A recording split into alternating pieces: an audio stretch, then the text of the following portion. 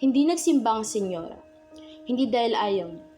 Nais nga niyang makita siya ng madlat makinig ng sermon. Ngunit pinagbawalan siya ng asawang alferez. At tulad ng dati, ang pagbabawal ay makasamang 2 o 3 insulto, sumpat, banta.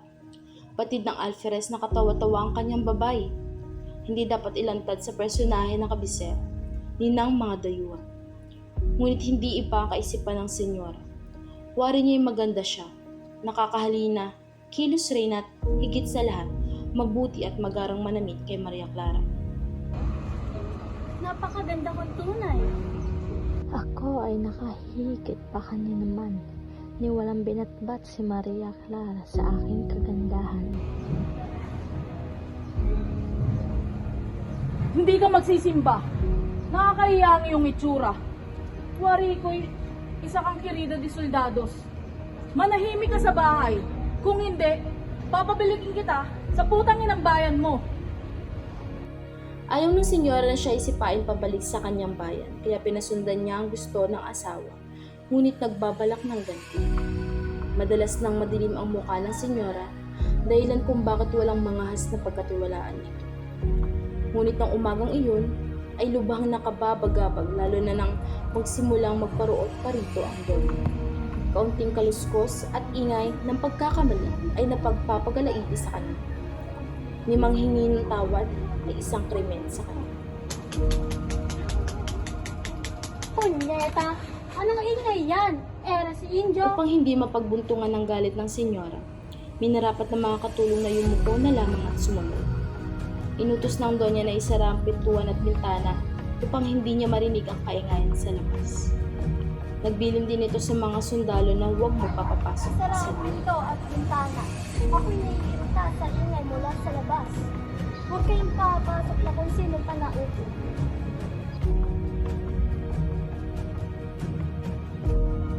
Si Sisa, gaya na nakita natin, ay bininbin sa salang panggulo sa kaayusan at dinala sa kwartel.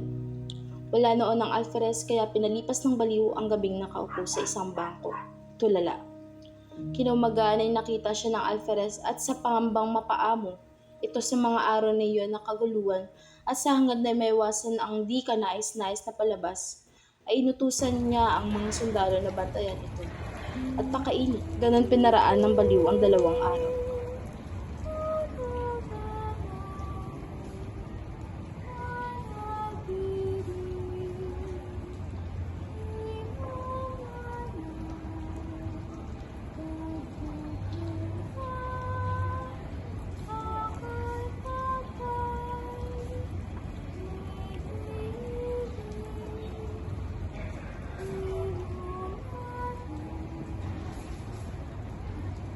Tunay kang nakakaawa.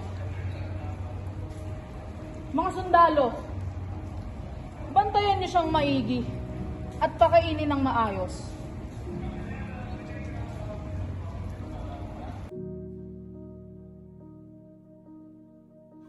Sa gabing ito, marahil sa kalapitan ng bahay ni Kapitan Tiago, nakarating kay Sisa ang malungkot na awit ni Maria Clara. Marahil pumukaw ng armonya ang kanyang matandang awit. Ano man ang dahilan ay napakanta din si Sisa sa kanyang matamis at malungkot na tinig ng mga kundiman ng kanyang kabataan.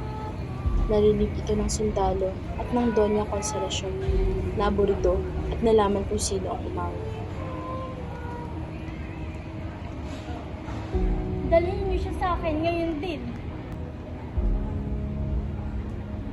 Isang nakakalokong ngiti ang ngayon sumuliyap sa labi ng Donya. Wari ba isang bata na nabilhan ng panibagong laruan?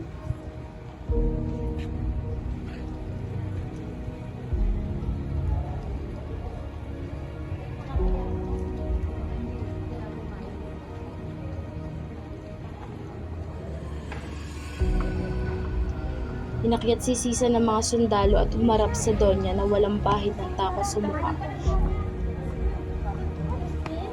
Tara din sa iyo. See? Ano ang mga anak ko? Wala din pang anak mo. Sige, Silvio.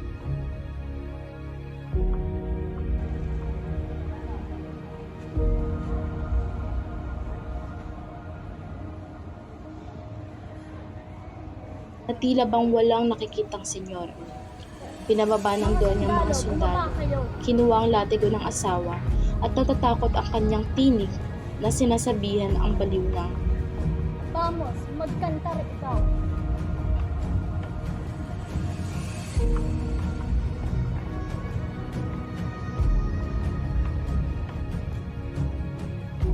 hindi naintindihan ng baliw ang kanyang tinuran.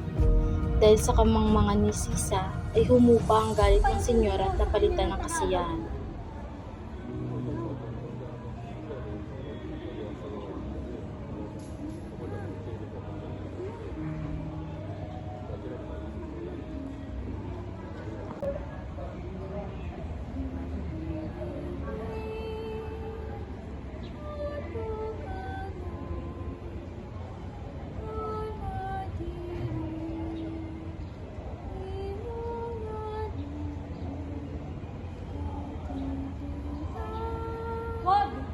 Huwag mong awitin yan. Masasaktan ako sa mga tulang yan. Aba, paano mo pa na magtagalog? Napagtanto ng Donya na pinagkalulo niya ang sarili. Napahiya at dahil wala sa bokabularyo niyang mahiya, napalitan ito ng puot at galit. Nagpalakad-lakad sa silid habang pinupulot ang latigo sa maugat niyang kamay, biglang huminto at humarap sa baliw. Baila! Baila! Sumayaw ka! Baila! Baila!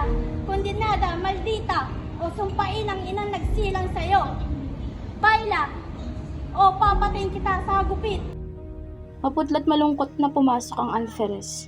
Nakita niya ang naganap doon at masamang tiningnan ang Donya. Marahan niyang pinatong ang kamay sa balikat ng baliw at pinatigil ito. Napaupo ang kawawang mananayaw sa sahig kung saan mababakas ang dugo dito.